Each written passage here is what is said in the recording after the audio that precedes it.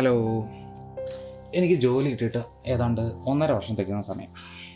അന്ന് എനിക്ക് പേഴ്സണൽ ഫിനാൻസിനെ പറ്റിയിട്ട് ഒന്നും അറിയായിരുന്നില്ല.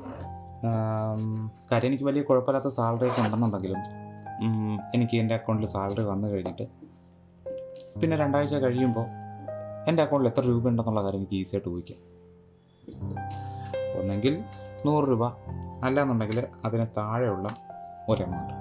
മാസത്തിൻ്റെ അവസാനം സാലറി വരും. പതിവ് വന്നൊരു 1-2 മണിക്കൂർ അല്ലെങ്കിൽ ചിലപ്പോൾ 1-2 ദിവസം കഴിഞ്ഞ് കഴിഞ്ഞാൽ പിന്നെ ആ അക്കൗണ്ടിലുള്ള പൈസ പതിയെ പതിയെ വാനിഷ്. പിന്നെ ആ മാസത്തിൻ്റെ ചിലവ് ക്രെഡിറ്റ് കാർഡ് എടുത്തിട്ട് ചെയ്യും. നെക്സ്റ്റ് മന്ത് സാലറി വരുമ്പോൾ ആ ക്രെഡിറ്റ് കാർഡിൻ്റെ ബില്ല് ആദ്യമേ അടയ്ക്കും. എന്നിട്ട് പിന്നെ ഈ സൈക്കിൾ തന്നെ കണ്ടിന്യൂ ചെയ്യും.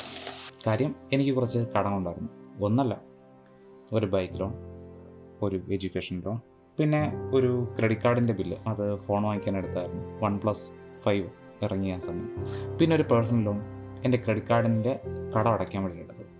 എല്ലാ മാസവും ഒരേ സ്റ്റോറി. കഷ്ടപ്പെട്ട് പണിയെടുക്കുക, സാലറി വരിക, അത് പൈസയ്ക്ക് EMI അടയ്ക്കുക, ക്രെഡിറ്റ് കാർഡിൻ്റെ ബില്ല് അടയ്ക്കുക, പിന്നെ ബാക്കിയുള്ള ചിലവിന് വേണ്ടിയിട്ട് സ്വന്തം ക്രെഡിറ്റ് കാർഡിൽ നിന്ന് എടുക്കുക. പിന്നെ അടുത്ത മാസം ഇതേ സംഭവം പിന്നെ റിപ്പീറ്റ്, ക്രെഡിറ്റ് കാർഡിൻ്റെ ബില്ല് അടയ്ക്കാൻ വേണ്ടിയിട്ട് വർക്ക് ചെയ്യും. അപ്പോൾ ഞാൻ ഓർക്കും, മുമ്പ് എൻ്റെ ഒരു അങ്കിള് പറഞ്ഞ കാര്യം, കുറച്ച് കടമൊക്കെ ഉണ്ടെന്നുണ്ടെങ്കിൽ ലൈഫിൽ ഒത്തിരി സീരിയസ്നെസ് വരുമെന്ന്. പക്ഷേ ഞാൻ എൻ്റെ കടങ്ങളെല്ലാം അടച്ചു തീർത്തു. ഈ വീഡിയോയിൽ ക്ലിയർ ആയിട്ട് ഞാൻ പറഞ്ഞുതരാം എക്സാക്ട്ലി എങ്ങനെയാണ് ഞാൻ ആ കടങ്ങൾ അടച്ചു തീർത്തെന്നുള്ളത്, with my step by step procedure അല്ലെങ്കിൽ സ്ട്രാറ്റജീസ്. സോ ഇത് നിങ്ങൾക്ക് നിങ്ങളുടെ ലൈഫിലും ഇംപ്ലിമെൻറ്റ് ചെയ്യാം. കാര്യം ഇതിലുള്ള സ്റ്റെപ്സ് അതേപോലെ തന്നെ കോപ്പി ചെയ്താൽ മതിയായിരിക്കും. കാര്യം ഇത് ആർക്കും ഏത് കടവും ഈസിയായിട്ട് അടച്ചു തീർക്കാൻ കഴിയുന്ന കുറച്ച് മെത്തേഡുകളാണ് ഈ വീഡിയോയിൽ ഞാൻ പറയുന്നത്. So let's start. ഞാൻ Sagar Murali, a software engineer cum investor and a part time YouTuber. Let's get into our first point, face the numbers. Exactly ഈ ഒരു സ്റ്റെപ്പിലാണ് ഒരു മാറ്റം ഉണ്ടാകാൻ പോകുന്നത്. മേ ബി നമ്മളെ ഒരുപാടേറെ പേടിപ്പിക്കുന്ന ഒരു സ്റ്റെപ്പാവും ഇത്. കാര്യം ഇത്രയും നാൾ നമുക്ക് നമ്മുടെ കട എത്രയാണെന്നുള്ളത് നമ്മുടെ മൈൻഡിൽ മാത്രമുണ്ട്. മേ ബി ബൈക്ക് ലോണായിട്ട് ഇനി ഒരു 2 ലക്ഷം രൂപ ഉണ്ടാവും, ഒരു ഹോം ലോണായിട്ട് ഇനി ഒരു 40 ലക്ഷം കൂടെ അടയ്ക്കാനുണ്ടാവും എന്നൊരു ഏകദേശം കണക്കല്ലേ ഉള്ളൂ. പക്ഷേ ഇനി തൊട്ട് നമുക്ക് സ്ഥിരമായിട്ടുള്ള അല്ലെങ്കിൽ നമ്മൾ പ്രോപ്പർലി ട്രാക്ക് ചെയ്യുന്ന ഒരു കാൽക്കുലേഷൻ നമ്മുടെ കയ്യിൽ വരും. സോ ഞാൻ ചെയ്ത കാര്യം ഇത്രയേ ഉള്ളൂ. ഒരു ദിവസം ഞാൻ ഒരു സ്പ്രെഡ്ഷീറ്റ് എടുത്തു. നിങ്ങൾക്ക് വേണമെന്നുണ്ടെങ്കിൽ ജസ്റ്റ് എക്സൽ ഷീറ്റോ ഗൂഗിൾ ഷീറ്റോ അല്ലെങ്കിൽ ജസ്റ്റ് ഒരു പേപ്പറും പേന എടുത്തിട്ട് സ്റ്റാർട്ട് ചെയ്യും. ജസ്റ്റ് നിങ്ങളുടെ കടങ്ങൾ ഓരോന്നും എഴുതി വയ്ക്കുക. നിങ്ങളുടെ കടങ്ങൾ, അതിൻ്റെ EMI എത്ര, അതിന് എത്ര പെർസെൻറ്റേജ് ഉണ്ട്, ഇനി എത്ര ബാക്കിയുണ്ട് എന്നുള്ള കാര്യം. പക്ഷേ സത്യം പറഞ്ഞാൽ എനിക്ക് ആ ഒരു എമൗണ്ടിലേക്ക് നോക്കാൻ തന്നെ പേടിയായിരുന്നു. കാര്യം എനിക്കറിയാം അത്രയും വലിയൊരു കടത്തിന് ഉടമയാണ് ഞാനെന്നറിയുമ്പോൾ വല്ലാത്തൊരു അവസ്ഥയാണ്.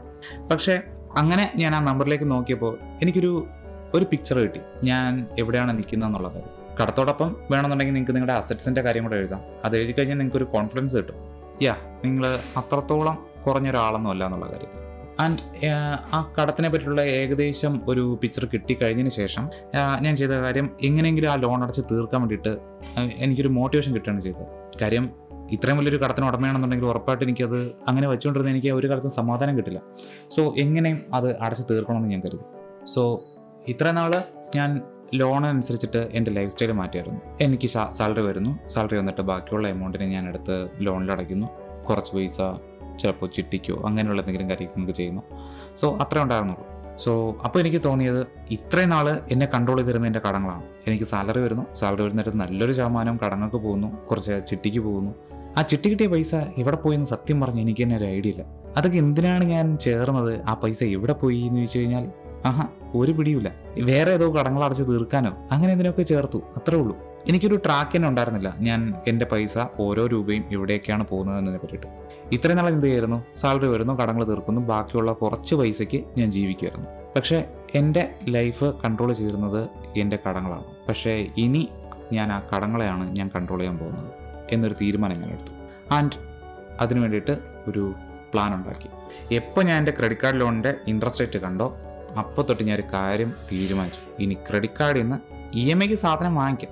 നോ കോസ്റ്റ് EMIക്ക് ചിലപ്പോൾ വാങ്ങിച്ചു എന്നിരിക്കും. പക്ഷേ എന്നിരുന്നാൽ തന്നെയും മിനിമം പേയ്മെൻറ്റ് അടച്ചിട്ട് ഞാൻ ഒരിക്കലും വെച്ചുകൊണ്ടിരിക്കില്ല ഒരു കടങ്ങളും. സോ എന്തൊക്കെ സംഭവിച്ചിരുന്നിരുന്നാലും അത് അടച്ചു തീർക്കും എന്നുള്ള കാര്യം തീരുമാനിച്ചു. പക്ഷേ കുറച്ചും കൂടെ ബെറ്റർ ഓപ്ഷൻ ഞാനിപ്പോൾ ആലോചിക്കുമ്പോൾ മേ ബി ക്രെഡിറ്റ് കാർഡ് തന്നെ അങ്ങ് ക്ലോസ് ചെയ്യുന്നതായിരുന്നിരുന്നു നല്ലതെന്നാണ്. കാര്യം എനിക്കൊരു ഫുൾ കൺട്രോൾ കിട്ടിയേനെ എൻ്റെ എക്സ്പെൻസസിന് വേണ്ടിയിട്ട്. കാര്യം ക്രെഡിറ്റ് കാർഡിൽ നിന്നുള്ള പല ലോൺസിൻ്റെ ഇൻട്രസ്റ്റ് റേറ്റ് നോക്കിക്കഴിഞ്ഞാൽ 36% വരെയൊക്കെ ഉണ്ടായിരുന്നു ഞാൻ പേ ചെയ്തുകൊണ്ടിരുന്നത്. ഞാൻ പോലും അറിയുന്നില്ല. ഞാൻ കാണുമ്പോൾ അതിൽ 16% എന്നൊക്കെ ഉണ്ടായിരുന്നു. പക്ഷേ അതിൻ്റെയൊക്കെ നോ കോസ്റ്റ് EMI പ്ലസ് അതിൻ്റെ മിനിമം ഡ്യൂ എല്ലാം കൂടെ അടച്ച് അതിൻ്റെ GST എല്ലാം കൂടെയൊക്കെ ചേർന്ന് വരുമ്പോൾ ഒരു വലിയൊരു എമൗണ്ട് ആയിരുന്നു ആ കാര്യം. അതൊന്നും എനിക്ക് അന്നറിയില്ലായിരുന്നു. Here is the truth. നിങ്ങൾക്ക് ഒരിക്കലും നിങ്ങളുടെ കടങ്ങളെ നോക്കിക്കാണാതെ നിങ്ങളുടെ കടങ്ങളെ അല്ലെങ്കിൽ കടങ്ങളുടെ ട്രാപ്പിൽ നിന്ന് നിങ്ങൾക്ക് ഒരിക്കലും പുറത്തു വരാൻ കഴിയില്ല. കാര്യം നിങ്ങളുടെ കടങ്ങൾ എത്ര ഉണ്ടെന്ന് നിങ്ങൾ എഴുതി വെച്ച് കഴിഞ്ഞാൽ, മേ ബി അല്ലാന്നുണ്ടെങ്കിൽ ഞാൻ ചെയ്തൊരു സ്പ്രെഡ്ഷീറ്റിൽ നിങ്ങൾ എഴുതി വെച്ച് കഴിഞ്ഞാലൊക്കെ ചിലപ്പോൾ അങ്ങനെ ഒരു കടങ്ങളെ ഒരു വേറൊരു പോയിന്റ് ഓഫ് വ്യൂ നിങ്ങൾ നോക്കി കണ്ടാൽ മാത്രമേ ആ കടങ്ങളെ അടച്ചു തീർക്കാനുള്ള ഒരു മോട്ടിവേഷൻ നിങ്ങൾക്ക് കിട്ടുള്ളൂ. സോ ഇപ്പോൾ തന്നെ ഒരു പേനയും പേപ്പറും എടുത്തിട്ട് അത് നിങ്ങൾക്ക് സ്റ്റാർട്ട് ചെയ്യാം. അല്ലാന്നുണ്ടെങ്കിൽ ഈ വീഡിയോ കണ്ടു കഴിഞ്ഞിട്ടും സ്റ്റാർട്ട് ചെയ്യാം. ഓക്കെ, സോ അങ്ങനെ എഴുതി വെച്ച് കഴിയുമ്പോൾ നിങ്ങൾക്ക് കിട്ടുന്ന ഒരു എമൗണ്ട് ഇല്ലേ, ആ എമൗണ്ട് കാണുമ്പോൾ നിങ്ങൾക്കൊരു റിഗ്രറ്റ് ഉണ്ടാവും. നിങ്ങൾക്ക് ആവശ്യമില്ലാതെ വരുത്തി വെച്ച കടങ്ങളാണല്ലോ ഇതെന്നൊക്കെ. ആ ഒരു മൊമെൻ്റാണ് നിങ്ങളുടെ വിന്നിങ് മൊമെൻറ്റ്. നിങ്ങൾ ഏകദേശം പകുതി തന്നെ ജയിച്ചു കഴിഞ്ഞു. So right on your loans, EMI and എത്ര മന്ത് ഇനി ബാക്കിയുണ്ട്, അതിൻ്റെ ഇൻട്രസ്റ്റ് റേറ്റ് എത്രയാണ് എന്നുള്ള കാര്യങ്ങളെല്ലാം ഇപ്പോൾ തന്നെ എഴുതി വയ്ക്കുക. സോ ഇപ്പോൾ എനിക്കൊരു നമ്പർ കിട്ടി. ഇപ്പോൾ എനിക്കറിയാം എൻ്റെ കടങ്ങൾ ഏതൊക്കെ എത്രയുണ്ടെന്നുള്ളത്. അത് മനസ്സിലാക്കി തരാൻ വേണ്ടിയിട്ടുള്ള സ്ട്രാറ്റജിയാണ് ഇനിയുള്ളത്. സോ ഇനി എൻ്റെ അടുത്ത ചോദ്യം, ഇതിൽ ഏത് ലോൺ ഞാൻ ആദ്യം അടച്ചു തീർക്കും എന്നുള്ളതാണ്.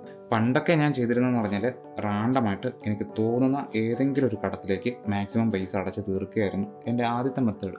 പക്ഷേ ഈ ഒരു സ്ട്രാറ്റജിയെ പറ്റി പഠിച്ചപ്പോൾ എൻ്റെ ഇത്ര നാളെ ഞാൻ ചെയ്തുകൊണ്ടിരുന്ന ഒരു വലിയ പൊട്ടത്തരം എന്നുള്ളത് പിന്നീടാണ് മനസ്സിലായത്. ഈ മെത്തേഡ് അവലാഞ്ചെ മെത്തേഡാണെന്നാണ് പറയുന്നത്. നമ്മുടെ എല്ലാ കടങ്ങളിലും മിനിമം ബാലൻസ് മാത്രം അടയ്ക്കും ആൻഡ് ഏറ്റവും ഹയസ്റ്റ് ഇൻട്രസ്റ്റ് റേറ്റുള്ള ലോണില്ലേ, ഒരു എക്സാമ്പിളിന് എൻ്റെ പേഴ്സണൽ ലോൺ അല്ലാന്നുണ്ടെങ്കിൽ ക്രെഡിറ്റ് കാർഡ് ലോൺ, സോ അത്തരം ലോൺസിലേക്ക് മാക്സിമം എമൗണ്ട് പേ ചെയ്യുക എന്നുള്ളതാണ് ആ മെത്തേഡ്. ഇവിടെ എൻ്റെ കാര്യത്തിൽ എനിക്ക് ക്രെഡിറ്റ് കാർഡ് കടങ്ങളായിരുന്നു ഏറ്റവും കൂടുതലുണ്ടായിരുന്നത്. ഞാൻ എൻ്റെ കയ്യിൽ വരുന്ന എല്ലാ ലോൺസിലേക്കും മിനിമം എത്ര രൂപയാണോ പോകേണ്ടത് അത്രയും രൂപയിലേക്ക് അടച്ചു. എന്നിട്ട് ക്രെഡിറ്റ് കാർഡിലേക്ക് ഞാൻ കൂടുതൽ എമൗണ്ട് അടയ്ക്കാൻ തുടങ്ങി. അത് എക്സ്ട്രാ ഒരു 1000 രൂപ കിട്ടിക്കഴിഞ്ഞാൽ ആ 1000 രൂപ പോലും എൻ്റെ ക്രെഡിറ്റ് കാർഡ് ലോൺസിലേക്കായിരുന്നു ഞാൻ അടച്ചിരുന്നു. അതിപ്പോൾ കൈനീട്ടം വഴി കിട്ടിയ ക്യാഷ് ആണെന്നുണ്ടെങ്കിൽ ക്രെഡിറ്റ് കാർഡ്, ടാക്സിൽ നിന്ന് റീഫണ്ട് കിട്ടിയ ക്യാഷ് ആണെന്നുണ്ടെങ്കിൽ അത് ക്രെഡിറ്റ് കാർഡ്, അല്ല ഓഫീസിൽ നിന്ന് ഒരു ബോണസ് കിട്ടിക്കഴിഞ്ഞാൽ അത് ക്രെഡിറ്റ് കാർഡ്, എന്തെങ്കിലും കടം കൊടുത്ത ഒരു ഫ്രണ്ടിൻ്റെ നിന്ന് തിരിച്ച് കിട്ടുകയാണെന്നുണ്ടെങ്കിൽ അതും ക്രെഡിറ്റ് കാർഡ്. സോ അതായിരുന്നു എൻ്റെ മെത്തേഡ്. ആൻഡ് ആ ഒരു അങ്ങനെ അടയ്ക്കുന്നതിനെ ഞാനൊരു എമർജൻസി ആയിട്ട് തന്നെ കണ്ടു. കാര്യം it was an emergency actually. So അങ്ങനെ ചെയ്യുക വഴി പതിയെ പതിയെ എൻ്റെ എമൗണ്ട് കുറഞ്ഞു വന്നു, ഞാൻ അടയ്ക്കേണ്ട തുക എത്രയാണെന്നുള്ളത്. സോ അതിൽ പ്രത്യേകിച്ച് മാജിക്കും ഇല്ല. Just focus on the interest rate. Highest interest റേറ്റുള്ള കടത്തിലേക്ക് മാത്രം ഫോക്കസ് ചെയ്യുക, അത് എത്രയും പെട്ടെന്ന് അടച്ചു തീർക്കുക. സോ എൻ്റെ ഇവിടുത്തെ കാര്യത്തിൽ ഞാൻ ചെയ്ത കാര്യം ഇത്രേ ഉള്ളൂ. ആദ്യം എൻ്റെ ക്രെഡിറ്റ് കാർഡ് ലോൺസ് അടച്ചു തീർക്കാൻ നോക്കി. അത് കഴിഞ്ഞിട്ട് എൻ്റെ പേഴ്സണൽ ലോൺ, ബൈക്ക് ലോൺ, അത് കഴിഞ്ഞിട്ട് എൻ്റെ എഡ്യൂക്കേഷൻ ലോൺ. പക്ഷേ ഇത്രയും ഞെരുക്കത്തിനിടയ്ക്ക് എനിക്കിങ്ങനെ എക്സ്ട്രാ ക്യാഷ് കിട്ടും, അതൊരു നല്ല ചോദ്യമാണ്. അത് അടുത്ത പോയിന്റ് പറയാം. സോ നിങ്ങൾക്കിപ്പോൾ ഒരു ഐഡിയ ഉണ്ടായിട്ടുണ്ടായിരിക്കും നിങ്ങളുടെ കടങ്ങൾ എത്രയാണെന്നുള്ളതും നിങ്ങൾക്ക് എത്രത്തോളം രൂപ അതിലേക്ക് അടയ്ക്കണം എന്നുള്ളതും ഏത് ലോണിനെ ഏറ്റവും ആദ്യം അറ്റാക്ക് ചെയ്യണം എന്നുള്ളൊരു ഐഡിയ നിങ്ങൾക്കിപ്പോൾ കിട്ടിയിട്ടുണ്ട്. സോ അന്നത്തെ കാര്യത്തിൽ ഞാനൊരു നമ്പർ കണ്ടെത്തി ആൻഡ് അതിൽ ഏത് ലോണാണ് ഞാൻ ഏറ്റവും ആദ്യം അറ്റാക്ക് ചെയ്യേണ്ടതെന്നുള്ള ഒരു ഐഡിയയും ഞാൻ കണ്ടെത്തി. പക്ഷേ ഇത് യുദ്ധത്തിൻ്റെ പകുതിയായിട്ടുണ്ട്. മെയിൻ യുദ്ധം ഇനിയും ബാക്കി വരാനുണ്ടായിരുന്നു. അതാണ് കൺസിസ്റ്റൻസി. കാര്യം ഞാൻ കൺസിസ്റ്റൻ്റ് ആയിട്ട് ഇരുന്നാൽ മാത്രമേ എനിക്ക് എന്ത് ചെയ്യാൻ കഴിയുള്ളൂ, കൂടുതൽ ലോൺസ് ഒന്നും എടുക്കാതെ ഇരിക്കാൻ കഴിയുള്ളൂ, അല്ലെങ്കിൽ കൂടുതൽ ചിലവൊന്നും വരുത്താതിരിക്കാൻ കഴിയുള്ളൂ. സോ അതിനായിട്ട് ഞാൻ കൺസിസ്റ്റൻ്റ് ആയിട്ട് ഞാൻ ശ്രദ്ധിക്കാം. അതിന് ആദ്യത്തെ കുറച്ച് ആഴ്ചകൾ ഭയങ്കര ഈസി ആയിരുന്നു. കാര്യം ഞാൻ പുറത്തൊന്നും പോകുന്നതൊക്കെ ഒരു വിധം നിർത്തി, പുറത്തുനിന്ന് ചായ കുടിക്കുന്നതൊക്കെ മതിയാക്കി കുറേ കാര്യങ്ങളൊക്കെ ചെയ്തു.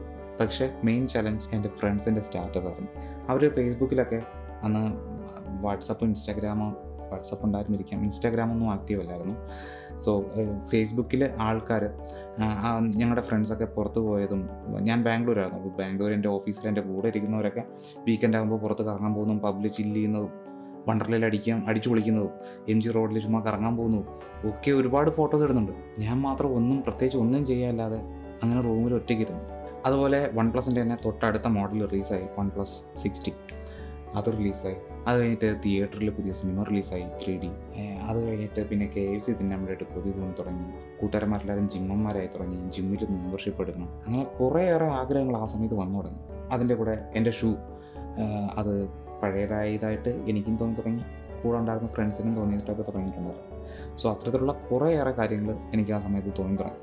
സോ ഒന്ന് തെറ്റിക്കഴിഞ്ഞാൽ ഞാൻ ചിലപ്പോൾ ആവശ്യമില്ലാതെ വീണ്ടും പഴയതുപോലെ സ്പെൻഡിങ് നടത്തി വെച്ചേക്കാവുന്ന അവസ്ഥയിലെത്തിയാണ്. സോ അതുകൊണ്ട് ഞാൻ പെയിൻഫുള്ളി ഒരു തീരുമാനമെടുത്തു, ഓട്ടോമേറ്റ്. സോ ഞാൻ ഇതാണ് ചെയ്തത്.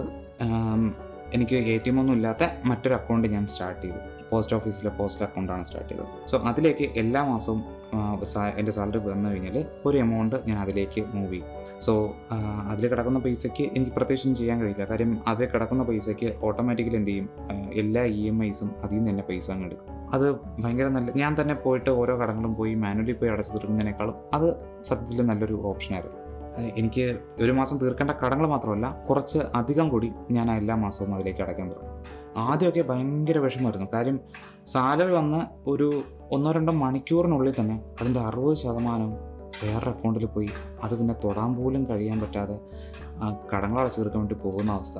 പക്ഷേ ആ പെയിൻ ആൻഡ് ഡിസ്കംഫർട്ടൊക്കെ എന്നെ പതിയെ ചേഞ്ച് ചെയ്യാൻ തുടങ്ങി. ആൻഡ് സ്ലോലി ഞാൻ അതുമായിട്ട് പൊരുത്തപ്പെടാൻ തുടങ്ങി. എൻ്റെ ലൈഫ് സ്റ്റൈൽ ഓട്ടോമാറ്റിക്കലി എൻ്റെ കയ്യിലുള്ള ബാലൻസ് എമൗണ്ട് വെച്ചിട്ട് അഡ്ജസ്റ്റ് ചെയ്യാൻ തുടങ്ങി. എൻ്റെ കയ്യിൽ വളരെ കുറച്ച് ബാലൻസേ ഉണ്ടാവുള്ളൂ. ഓക്കെ, ആ എമൗണ്ട് വെച്ചിട്ട് ഞാൻ ജീവിക്കാൻ പഠിച്ചു. ചിലപ്പോൾ നല്ല ബിരിയാണിയാണോ വെച്ചിട്ട് കൊതി തോന്നും. പക്ഷേ എൻ്റെ കയ്യിൽ ഇത്രയേ ഉള്ളൂ. ഇന്ന് ഇത്രയും രൂപ സ്പെൻഡ് ചെയ്ത് കഴിഞ്ഞാൽ പിന്നെ നാളത്തേക്ക് അല്ലെങ്കിൽ ഈ ഒരു 2 ആഴ്ചയും കൂടെ എനിക്ക് നീക്കണ്ടേ. സോ പറ്റില്ല എന്ന് മനസ്സിലായിട്ട് തനിയെ ഞാൻ അതുമായിട്ട് അഡാപ്റ്റ് ചെയ്യാൻ തുടങ്ങി. പക്ഷേ അതിൻ്റെ ആഫ്റ്റർ എഫക്റ്റ് ഞാൻ പിന്നീടാണ് അനുഭവിച്ചു തുടങ്ങിയത്.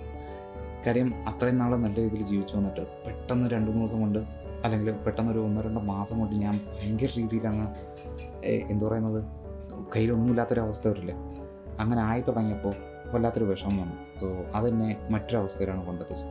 സോ അതിനു വേണ്ടിയിട്ട് ഞാനൊരു റൂൾ ഉണ്ടാക്കി. So strategy four life style reset. So തൊട്ടടുത്ത ഇനിയുള്ള ഒരു 2 വർഷം കൂടെ ഇതേ രീതിയിൽ ജീവിച്ചാൽ മാത്രമേ എനിക്ക് എൻ്റെ കടങ്ങളെല്ലാം തീർക്കാൻ കഴിയൂ. സോ അതിനു വേണ്ടിയിട്ട് ഞാനൊരു മാറ്റം കൊണ്ടുവന്നു. അടുത്ത 1 ഇയർ ഞാൻ എൻ്റെ കോളേജ് ലൈഫിൽ ഞാനപ്പോൾ എങ്ങനെ ജീവിച്ചു, അന്ന് ഒരു 4000 രൂപയ്ക്കൊക്കെ ഞാൻ അടിപൊളിയായിട്ട് ജീവിക്കുമായിരുന്നു. സോ അതുപോലെ ജീവിക്കാൻ തീരുമാനിച്ചു. അതിൻ്റെ അർത്ഥം no Swiggy, no online shopping, nothing. പെട്ടെന്ന് ചാടിക്കയറിയൊക്കെ നൈറ്റ് 11 മണിക്ക് ചിലപ്പോൾ എനിക്കൊരു ആവശ്യമില്ലാത്ത സാധനങ്ങളൊക്കെ ചിലപ്പോൾ എനിക്ക് വാങ്ങാൻ തോന്നിയിരിക്കും. ചിലപ്പോൾ എനിക്കൊരു അധികം ആവശ്യമില്ലാത്ത സാധനങ്ങൾ കൂടിയ വിലയ്ക്ക് എനിക്ക് വാങ്ങിക്കാനും തോന്നിയിരിക്കും. കാര്യം മിഡ് നൈറ്റ് ഇരുന്ന് ഷോപ്പ് ചെയ്യുമ്പോഴാണ് എനിക്ക് ആവശ്യമില്ലാതെ 3-4 ഷൂസൊക്കെ ഞാൻ വാങ്ങിച്ചിട്ടുണ്ടായിരുന്നു ഒരു ദിവസം. പിറ്റേ ദിവസം രാവിലെ എണീച്ചിട്ട് ഞാൻ അത് ക്യാൻസൽ ചെയ്തു. പക്ഷേ എന്നാലും രാത്രിയിൽ എനിക്ക് ഷോപ്പിംഗ് അഡിക്ഷൻ ഭയങ്കര മോശമാണ് കേട്ടോ. പിന്നെ ചുമ്മാ കാഷ്വൽ ട്രിപ്സിന് വേണ്ടിയിട്ട്, അതായത് ജസ്റ്റ് ചായ കുടിക്കാൻ വേണ്ടിയിട്ട് പൊന്മുടി പോവുക, ചായ കുടിക്കാൻ വേണ്ടിയിട്ട് ഇവിടെ കൊല്ലി ഹിൽസ് അവിടെയൊക്കെ കറങ്ങാൻ പോവുക, അങ്ങനെയുള്ള കുറേയേറെ ക്രൈസിനെസ് എനിക്കന്നുണ്ടായിരുന്നു. സോ അതൊക്കെ ഞാനങ്ങ് നിർത്തി ആ ഒരു സമയത്ത്. സോ അത്തരത്തിലുള്ള കുറേയേറെ കാര്യങ്ങൾ ലൈഫ് സ്റ്റൈലിലുണ്ടായിരുന്ന കുറേയേറെ കാര്യങ്ങളൊക്കെ നിർത്തിയപ്പോൾ ഞാൻ ഏകദേശം സെറ്റായി. സോ അങ്ങനെയൊക്കെ ചെയ്യുന്ന വഴി എനിക്ക് സ്ട്രാറ്റജി 4 ഏകദേശം ചെയ്യാൻ കഴിഞ്ഞു. സോ അതെങ്ങനെയാണ് ചെയ്തതെന്ന് ഞാൻ ഒരു വീഡിയോ ചെയ്തിട്ടുണ്ട്. മേ ബി നിങ്ങൾക്ക് ഈ വീഡിയോ കഴിഞ്ഞിട്ട് ഞാൻ അതിൻ്റെ ലിങ്ക് കൊടുത്തേക്കാം. കൂടുതൽ ആൾക്കാരും കടത്തിൽ പെട്ടുപോകുന്നതും ആ കടത്തിൽ നിന്ന് അവർക്ക് പുറത്ത് വരാൻ കഴിയാത്തതിനുമായിട്ടുള്ള റീസൺ എന്ന് പറഞ്ഞു കഴിഞ്ഞാൽ അവരെ കംഫർട്ടബിളായിട്ട് ഇരിക്കാൻ നോക്കുന്നുണ്ട്. സോ നിങ്ങളെന്ന് അൺകംഫർട്ടബിൾ ആവാൻ വേണ്ടിയിട്ട് ശ്രമിക്കുന്നു. പക്ഷേ കുറച്ച് നാൾ നിങ്ങൾ അൺകംഫർട്ടബിളായിട്ട് ഇരിക്കേണ്ടി വന്നേക്കാം. പക്ഷേ എന്നിരുന്നാൽ തന്നെ നിങ്ങൾക്ക് ചിലപ്പോൾ അതിനനുസരിച്ചിട്ടുള്ളൊരു നല്ലൊരു ലൈഫ് സ്റ്റൈൽ പിന്നീടുള്ള ഓരോ 1-2 വർഷം കഴിഞ്ഞിട്ട് നിങ്ങൾക്ക് കെട്ടിപ്പടുക്കാനായിരിക്കും. സോ കുറച്ച് മാസങ്ങൾക്ക് ശേഷം എൻ്റെ EMIs കുറഞ്ഞു. അത് ഓരോ മാസം കഴിയും തോറും എൻ്റെ ഓരോ ലോണായിട്ട് അടഞ്ഞു. ഏകദേശം ഒരു 4-5 മാസം കഴിഞ്ഞപ്പോൾ തന്നെ എൻ്റെ EMIs, ക്രെഡിറ്റ് കാർഡ് EMIs അല്ലെങ്കിൽ ക്രെഡിറ്റ് കാർഡ് ലോൺ തന്നെ ഏകദേശം എനിക്ക് നിർത്താൻ കഴിയും. ആ നിർത്തി വരുന്ന എമൗണ്ടിൽ ക്രെഡിറ്റ് കാർഡിൽ ഞാൻ അത്രയും നാൾ ഞാൻ അടച്ചുകൊണ്ടിരുന്ന ആ എമൗണ്ട് തൊട്ടടുത്ത ലോണിനെ ഞാൻ അറ്റാക്ക് ചെയ്യാൻ തുടങ്ങി. അതായത് ഒരു 10,000 രൂപയാണ് ഞാൻ എല്ലാ മാസവും ക്രെഡിറ്റ് കാർഡിൽ അടച്ചുകൊണ്ടിരുന്നതെന്ന് പറഞ്ഞു കഴിഞ്ഞാൽ ആ ക്രെഡിറ്റ് കാർഡിൽ അടച്ച് കഴിഞ്ഞതിന് ശേഷം പിന്നെ ക്രെഡിറ്റ് കാർഡ് ഞാൻ തൊട്ടില്ല, മാറ്റി വെച്ചു. അതിലേക്ക് അടച്ചിരുന്ന 10,000 രൂപ എടുത്തിട്ട് ഞാൻ എൻ്റെ തൊട്ടടുത്ത ലോണിലേക്ക് അറ്റാക്ക് ചെയ്യാൻ തുടങ്ങി. തൊട്ടടുത്ത ലോൺ ഏതായിരുന്നു? Personal loan. സോ പേഴ്സണൽ ലോണിലേക്ക് അടയ്ക്കുന്ന മിനിമം ബാലൻസിൻ്റെ കൂടെ എക്സ്ട്രാ ഓരോ 10,000 രൂപ ഞാൻ അടയ്ക്കാൻ തുടങ്ങി. സോ അങ്ങനെ കുറച്ച് മാസങ്ങൾ കഴിഞ്ഞപ്പോൾ എനിക്ക് ലൈഫ് സ്റ്റൈൽ വല്ലാണ്ടങ്ങ് അഫക്റ്റ്. എന്നെ പുറത്തൊന്നും കാണാൻ കിട്ടുന്നില്ല എന്ന് പറയുന്നു. ടീം ലഞ്ചിന് മാത്രമല്ലാതെ ഞാൻ പുറത്തുനിന്ന് ആഹാരം കഴിക്കുന്നത് നിർത്തി. അങ്ങനെ ലോൺ ബൈ ലോണായിട്ട് കുറഞ്ഞു വന്നപ്പോൾ എനിക്ക് കുറച്ചും കൂടി മോട്ടിവേഷൻ കിട്ടി. ശരി, എത്രയും പെട്ടെന്ന് തീർക്കണം. അതിന് വേറെ എന്തൊക്കെയുണ്ട് വഴി? 1, എൻ്റെ എക്സ്പെൻസസ് കുറയ്ക്കാം. 2, എനിക്ക് എൻ്റെ ഇൻകം കൂട്ടാം. എക്സ്പെൻസസ് ഇനിയും കുറയ്ക്കാൻ എന്നെക്കൊണ്ട് കഴിയില്ല. സോ എൻ്റെ ഇൻകം കൂട്ടണം. സോ എൻ്റെ ഇൻകം കൂട്ടാനുള്ള വഴികൾ എന്താണെന്ന് ഞാൻ ആലോചിച്ചു. So strategy 5, earn more. ഇവിടെയാണ് കൂടുതൽ പേരും യഥാർത്ഥത്തിൽ ഗീവ് അപ്പ് ചെയ്യുന്നത്. കാര്യം നേരത്തെ പറഞ്ഞല്ലോ, കൂടുതൽ പേർക്കും അങ്ങനെ എന്താ പറയുന്നത്, അൺകംഫർട്ടബിളായിട്ട് അല്ലെങ്കിൽ ആൾറെഡി നമുക്ക് ചെയ്ത് തീർത്ത വർക്ക് ചെയ്ത് കഴിഞ്ഞിട്ട് പിന്നെയും വന്നിട്ട് വർക്ക് ചെയ്യുന്നതിനെ പറ്റിയിട്ടൊന്നും ആലോചിക്കാൻ പറ്റില്ല. സോ വേറെ എന്തുണ്ട് വഴി എന്നുള്ള കാര്യം ഞാൻ ആലോചിച്ചു. എല്ലാവരും ചെയ്യാറുള്ള പോലെ അന്ന് യൂട്യൂബ് ഒന്നും വന്ന ട്രെൻഡിങ്ങിലായിരുന്നു. ട്രെൻഡിങ് ആയിരുന്നു. പക്ഷേ ഞാൻ ട്രേഡിങ് ചെയ്തിട്ടുണ്ടെന്നുണ്ടെങ്കിലും അത്രത്തോളം അങ്ങ് താല്പര്യമില്ല അതൊരു സൈഡ് ഹസിലായിട്ട്. കാര്യം എനിക്ക് അത്യാവശ്യം സ്ട്രെസ് ഫ്രീ ആയിട്ട് എന്തെങ്കിലും ചെയ്യണം. സോ വേറെ എന്ത് ചെയ്യാൻ നോക്കി. സോ ആ സമയത്ത് 1-2 ഇൻ്റർവ്യൂസൊക്കെ അറ്റൻഡ് ചെയ്തു. അതുപോലെ ഫ്രീലാൻസിങ്ങിന് വേണ്ടിയിട്ട് ഒരു മൊബൈൽ ആപ്പിൻ്റെ ടെസ്റ്റിങ്ങിന് വേണ്ടിയിട്ട് ജോലിക്ക് കയറിയിട്ടുണ്ടായിരുന്നു. സോ അതുവഴിയൊക്കെ ചെറിയൊരു എമൗണ്ടൊക്കെ മാത്രമേ എനിക്ക് കിട്ടുന്നുണ്ടായിരുന്നുള്ളൂ. എനിക്ക് എൻ്റെ കടങ്ങളൊക്കെ പെട്ടെന്ന് അടച്ച് തീർക്കുന്ന പോലെ ഞാൻ എക്സ്പെക്റ്റ് ചെയ്ത പോലെ ഒരു റിട്ടേണൊന്നും എനിക്കതിൽ നിന്ന് കിട്ടിയില്ല. സോ ഞാൻ ഓട്ടോമേഷൻ്റെ കോഴ്സ് ചെയ്തു. അതിൻ്റെ കൂടെ തന്നെ ടെസ്റ്റിങ്ങിൻ്റെ സർട്ടിഫിക്കേഷൻ എടുത്തു.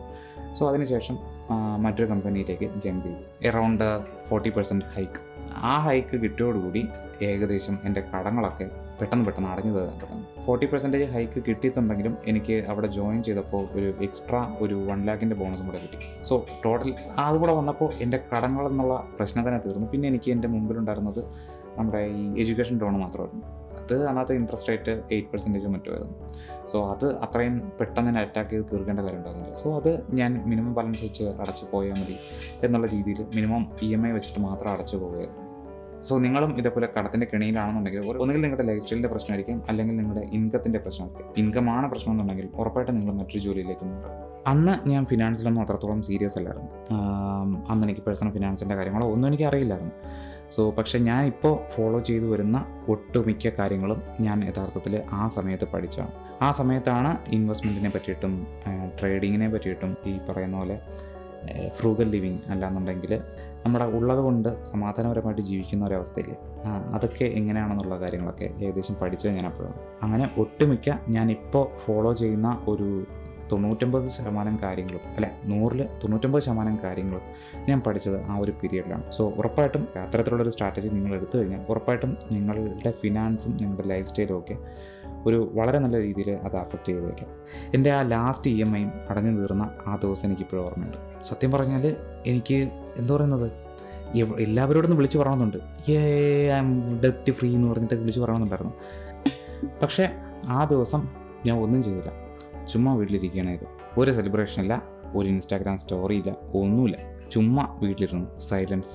കാര്യം അത്രയും നാൾ കടത്തിൽ മുങ്ങിയിട്ട് ഡെറ്റ് ഫ്രീ ആവുന്ന ഒരു മൊമെൻറ്റ് ഇത്രയും നിങ്ങൾ കണ്ടുകൊണ്ടിരിക്കണമെന്നുണ്ടെങ്കിൽ ഉറപ്പായിട്ടും നിങ്ങൾക്കൊരു കടം ഉണ്ടാകും. സോ അത്തരത്തിലുള്ളൊരു മൊമെൻറ്റിനെ പറ്റിയിട്ട് ഒന്ന് ആലോചിച്ചു. ഒരു കടവും ഇല്ലാതെ സമാധാനപരമായിട്ട് ഇരിക്കുന്ന അവസ്ഥ.